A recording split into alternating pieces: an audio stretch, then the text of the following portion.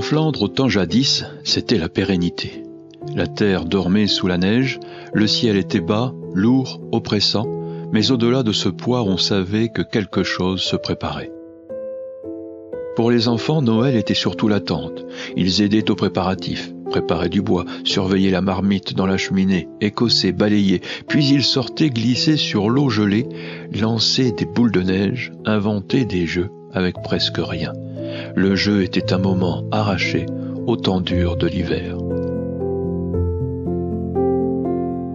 Le soir de Noël, les enfants n'attendaient pas de cadeaux. Au XVIIe siècle, ce n'était pas Noël qui les comblait, mais la fête de Saint-Nicolas, célébrée le 6 décembre.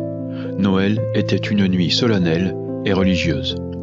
Les cadeaux étaient rares, souvent inexistants. Parfois un fruit sec, un morceau de pain blanc, une petite figurine en bois, mais il y avait la magie de la veillée, des chants marmonnés, des cloches qu'on entendait au loin à travers la nuit glacée. La messe de minuit était centrale. Un peu comme une procession, on marchait dans la neige, lanterne à la main. L'église éclairée de chandelles, humide et froide, était pleine.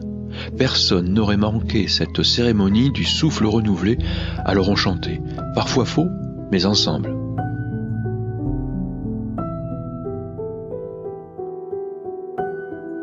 Après la messe, on rentrait partager dans la pénombre un repas simple en famille. Soupe, pain, parfois du porc salé, une bière brune, rien d'excessif, mais un peu de chaleur fraternelle.